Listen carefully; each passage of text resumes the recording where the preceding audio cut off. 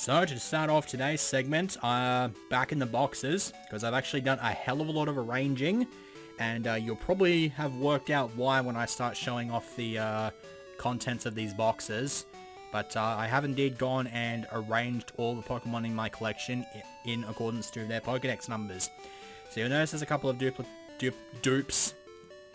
We'll just go with that, dupes. That's just because I am not in the real position or mood to evolve them as of yet. So this Pidgeotto is still a Pidgeotto. It will become a Pidgeotto at some point in the future. Obviously got to get a couple more Bulbasaurs, a couple more Charmanders and stuff like that. You'll notice in here as we go through this, there are new acquisitions to the collection, like Nidoqueen and Nidoking.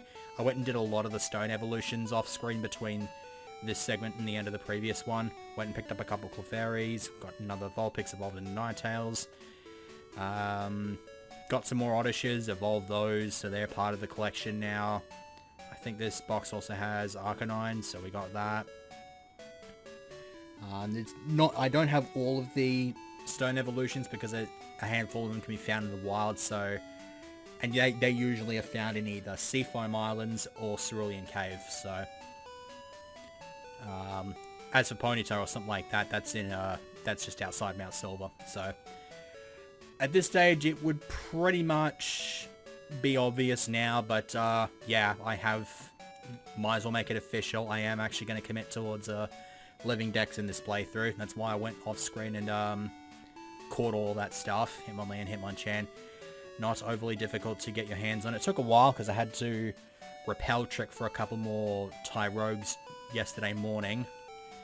And then I had to raise them up and have their stats be right and stuff like that. Obviously, Hitmontop was the most difficult one, but you got no idea how freaking asshole-ish that thing was. I'll explain to that when I get to that point, but actually, no, I might as well explain it now.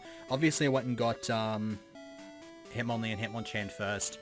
If you don't know how the evolutions of like that work, Tyrogue evolves into one of the Hitmons starting from level 20, depending on whether its attack is higher than its defense or vice versa, or if its attack is higher than its defense, then it becomes a Hitmonlee.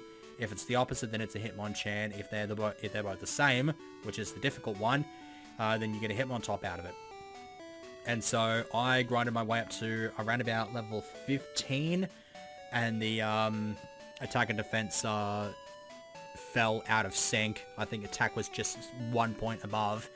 So I kept going until I got to level 19, went to the shop, got an iron, I raised it up one more level, and its defense was suddenly higher than its attack. So that still wasn't good enough. So eventually I tried like giving it the iron and then trying to kill Pokemon, like low level Pokemon with really high base attack to try to get more attack stat experience than defense stat experience. That didn't work. I tried doing the opposite and tried to increase the defense stat experience to a point where it would level out. That didn't work either. So eventually, also I just want to point out here, the Space World 1997 like demo version of Pokemon Gold got leaked, and in it Remoraid is actually looks like an actual gun, and Octillery looks like a freaking tank, and it's wearing like a German army helmet. So yeah, just random little side note there. And as we approach Hitmontop, here's the stupid visual aid. As you can see, it is level 25. I actually had to evolve this thing at level 25. I kept raising it a level and a level and a level, and I had to cancel evolution if the stats weren't exactly the same, and so I just kept going until it got to level 25. The stats were even, and so I was able to evolve into a Hitmontop. This thing is obnoxious. If not for the fact that it has a really shitty move pool in Gen 2, I would probably have been put off of using a shiny one of these in my Virtual Console Crystal playthrough, just because of how not obnoxious it would be to even out its attack and defense stats. So yeah, there you go. I actually found out as well while that Magby was brought up, there were actually only 4 Pokemon I actually had to breed for, and I got 3 of those. There's Igglybuff, Cleffa, and the Magby. The 4th one I'm going to be going to get as one of the many things on my to-do list for this segment. And I actually scrapped a previous segment I actually scrapped an attempt at this segment before because that opening section was too long, and yet this one was, despite being even longer, slightly more interesting just because I actually had something to say in a stupid story. So, we're here in Pewter City because among the things on my to-do list, I need to go and get the other 2 fossils. One of them is relevant to my interests because it's the only way I can get an Aerodactyl, so I'm going to have a chat with the dude in purple here. Well, the slight purple accent. I'm just going to pretend he's wearing purple lipstick and everybody else is wearing... Well, the girl can wear grey lipstick and then these other 2 dudes can wear blue. So, there's the old Amber. I already got the dome fossil from the second sub-level of Mount Mortar. So all that's left is the Helix fossil. And we're going to go and quickly grab that now as well. Those are the first 2 items on my to-do list. In addition to that, I've got to revive all the fossils since I will need an additional Kabuto and Omanite to evolve into their evolved forms for the collection. And then also Aerodactyl as well. I also have to get the Togepi egg, which has been long overdue. You get that from the Elm Lab. I have to fight some dude in the Celadon restaurant. Do an exploration of Dark Cave, and then also, if I have the time, smash out the Sprout Tower quest. Which is basically just go through Sprout Tower, but it's one of the very few areas in the game where the trainers don't actually scale with the amount of badges. And I actually checked out what it was like up there. The very first trainer that I fought had a level 35 victory bell, so it's definitely more of a late game sort of thing.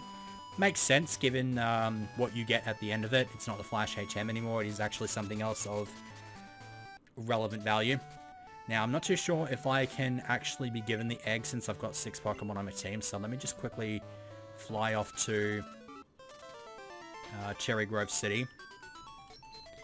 And what I'm going to do is I'm going to grab the egg now and then fly back to Cinnabar and just do that sort of thing because for some reason just... My brain was just like, okay, I get steps, and that means it's just by definition a good thing. I don't know why, but might as well take it. So, oh yeah, this dude, he normally gives you, I think, the map card add-on for the Pokegear for showing you, like, around the place. Here he gives you nothing, so there's literally no point in talking to him, because all he does is he's just the guide, and then he doesn't give you anything. It's terrible. And now that I think about it, I could go and get the reward for Frida of Friday. I know exactly where she is, but I already got that off screen, so that just kind of died in a hole there. Save state, I don't know why. But...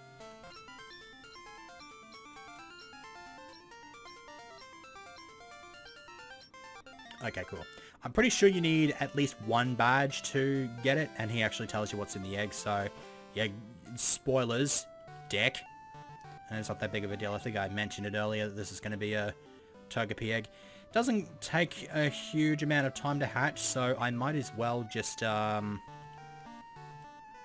on over here and then just quickly hatch this. I will cut out the part where I'm at super freaking fast speed and causing seizures and shit, so I'll be right back. Gotta love going at like 3,500 frames a second when you're trying to hatch eggs, because it just turns the damn thing into from a really tedious process into something that just takes a matter of seconds. So, there is my Togepi. I need to raise this thing up, raise its happiness, and evolve it into a Togetic so that I can breed it and get another Togepi for the collection. I'm going to do that once I'm done with the segment here, so for the time being, this thing can just go back into box 14. It's not going to go into its slot in the collection since I still have a use for it.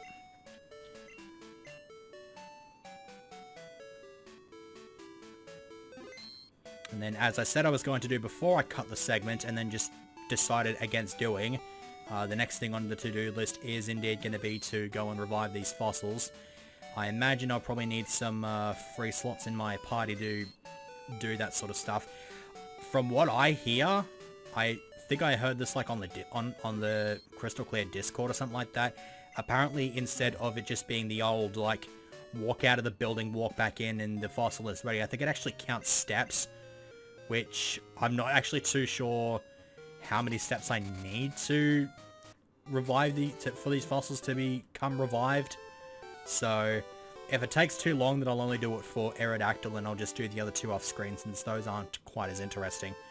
So, just because for some reason I'm anal like that, I have to make a save state. Oh yeah, I missed this guy's introduction. He's obviously like foreign. I think his name is Ivan, which just immediately reminds me of the first Triple X movie. Do not want Helix, do not want Fossil, Old Amber. Okay, I guess if I just keep walking... Okay, cool. That seems to make sense. I just have to keep walking, and then he'll ring me when the thing is back to normal. So I guess the thing I do now is just go back to Goldenrod until I get the phone call. That makes sense.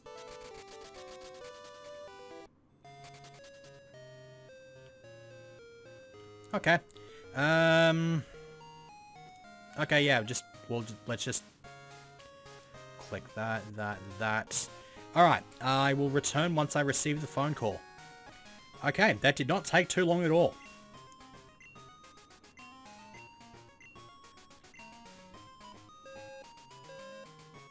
Okay. I wish you weren't completely broken English, but whatever. It gets the point across. So now I can go grab my Aerodactyl. I'm actually curious as to what level this thing spawns in at. If it's level 5, I'm going to be disappointed.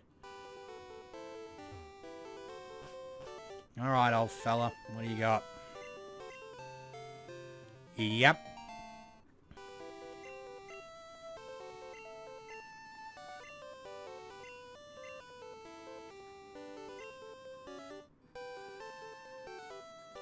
Okay, that's a nice little cheeky reference there. Alright, what level are you? You're level 5. What are you holding? A Bitterberry. I guess it's just like a standard hold item for Aerodactyl. It's not hugely interesting though, but I am disappointed at the fact that these come in at level 5. Although, to be fair, could those gift Pokemon really function? Could you make those scale with the amount of badges that you've got? Is there a way to code that? I don't know shit about coding, so Lord only knows. So I'll get the Kabuto and Omanite off screen then. I obviously don't want to be wasting too much time here, since I've still got a wave of trainers as well as a stupid little cave to go through. I'll probably knock over the cave now, I guess. I have no real reason not to do that now. This old fellow goes... You're number 1... Let me think. 33, 30, 35, 36, 37, 38. Kabuto is 140. Kabutops is 141, so I believe Aerodactyl goes before Snorlax. Yeah. I know Snorlax is 143, so that's the correct spot. Alright, from there, I don't know why I exited out. Because now I gotta grab the rest of my team. And then I get to go to the restaurant and sell it on, because there's just some random dude there that I believe is like just some kind of inside reference type NPC dude that I can fight. So let's see how much of a issue he's going to be. He's in Kanto, he's in Celadon City. Commentary seems scatterbrained this segment, although to be fair, I have been just sort of wandering about to different places and just not even being able to complete a coherent thought. So here we go. Aurelio. My immediate thought is towards former Adelaide United coach Aurelio Vidmar, who got pissed off at one point for losing a qualifying final a few years back and referred to the entire city of Adelaide as a pissant town. That's probably the only reason I even remember him, besides the fact that he's got a weird name. And yeah, he's got pizza. I am pretty sure that's just a pizza base, and he's just juggling Pokeballs on it. That's a weird one. Level 33, so I'm definitely over-leveled for this fight, and I don't see this as being too much of an issue. Because a lot of the grinding that I did for evolving Pokemon was done at Mount Silver. So I've got a couple of my team members nearly at level 40 now, so... And Confuse Ray. I'm not really in the mood to be dealing with Confuse Ray right now, so... I'm just going to go ahead and surf and kill this thing, and we're not going to have too many problems. I said that we're not going to have too many problems.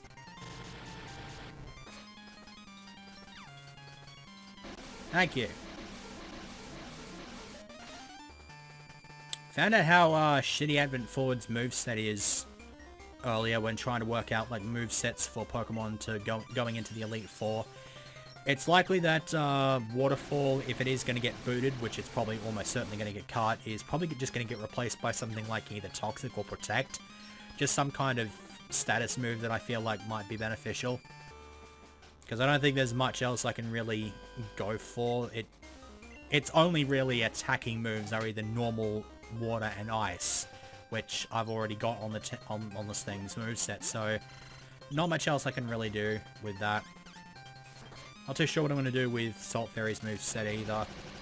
I'm considering maybe putting some kind of physical move on Slumborg, in which case I have to get rid of one of the elemental punches. Now, Salt Fairy can cover for that because it gets both Thunderbolt and Flamethrower.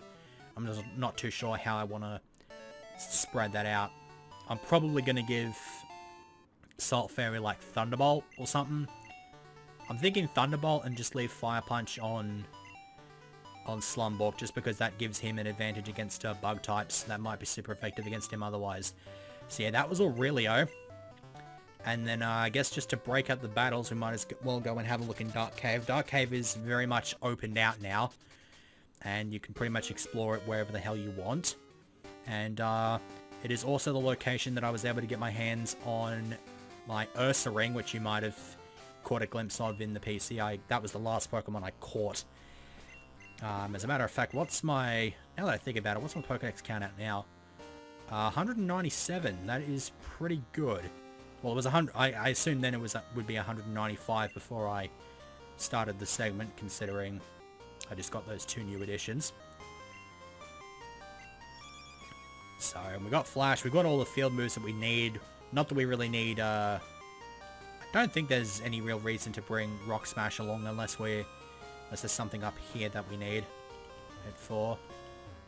No, it doesn't look like it. I got this straight run here.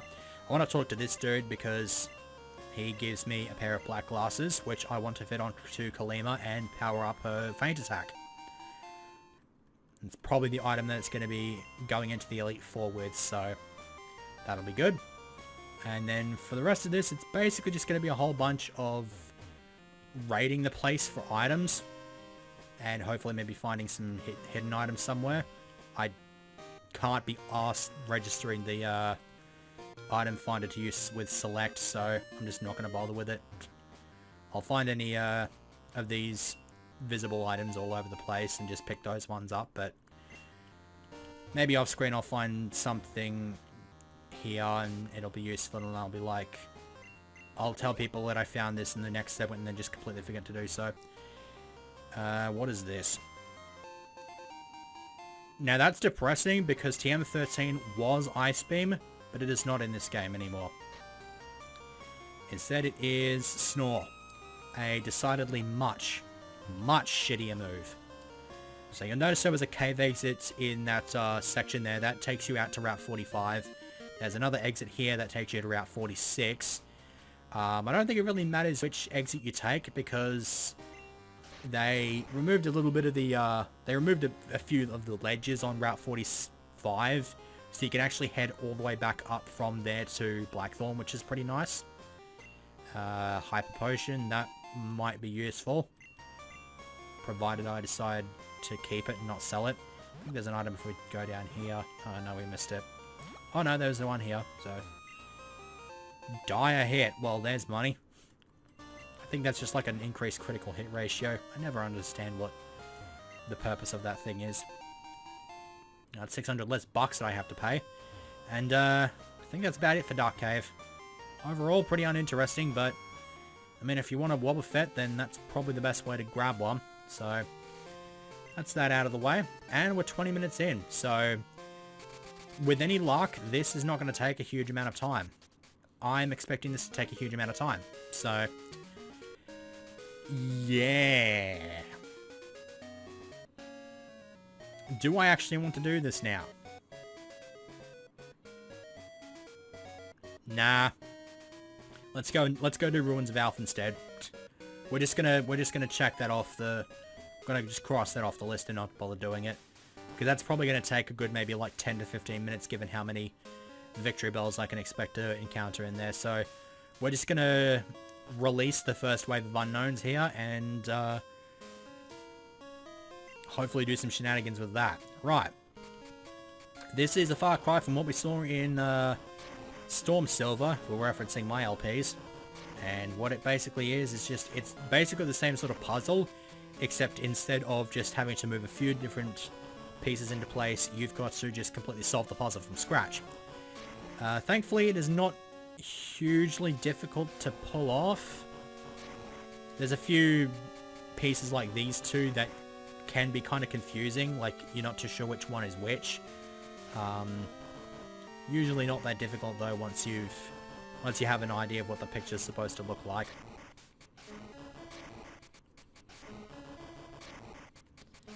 And as this thing begins to take shape, you will realize that it is indeed a Kabuto. Nicely rounded shape of Kabuto. There we go. Just unlike actual horseshoe crabs, that one doesn't have a tail that flips it up when it's on its back. So that thing's pretty much just dead if it ends up on its back. Rest in pepperoni. That's probably why they're fossils. And luckily, the first unknown that we encountered was an A. These things have an obnoxious habit of running away on you, so let's hopefully catch this without too much effort. And before anybody asks, no, I'm not going after all 26 forms of unknown, because I have 31 free slots left after filling every slot in my living decks. 26 of those have to be for unknown, and then there's like 5 remaining slots for other stuff like maybe shinies that I hatch and stuff like that. So if my plans for the second half of the game come to fruition, then there's literally not going to be enough room to have all 26 forms in the box. So we're not going to do anything with that unknown deck kind of crap at all. So not that there's any reward for it. It's not like you need a freaking Master Ball for catching all the forms. It probably wouldn't be worth it considering how obnoxious this freaking unknown is being at the moment. Do you maybe want to go into the side of the ball? You're getting real close to that 3 and immediately breakout. Also, I just realized its speed and attack are 1 away from shiny values, and its defense and special are 2 away from shiny value. This thing was damn close to being a shiny.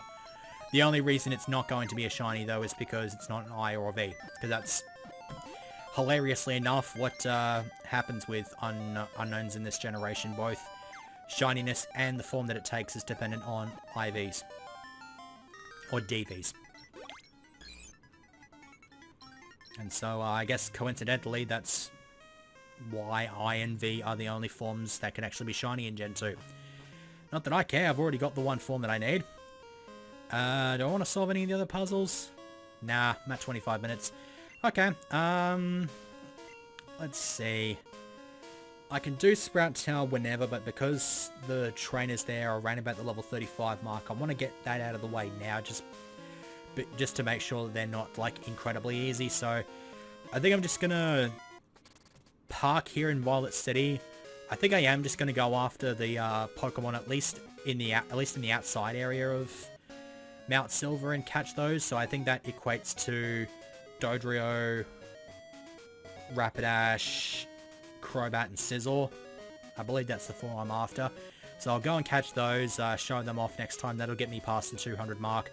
I will also have evolved the Togepi, gotten the other 2 gotten the other 2 fossils revived, although I won't be training them, at least not at this point in time, because they evolve at level 40. And then next time I'll smash through the Sprout Tower and then probably do something else beyond that. Not too sure how long that'll take, so maybe it'll be a short one next time. But see you for that.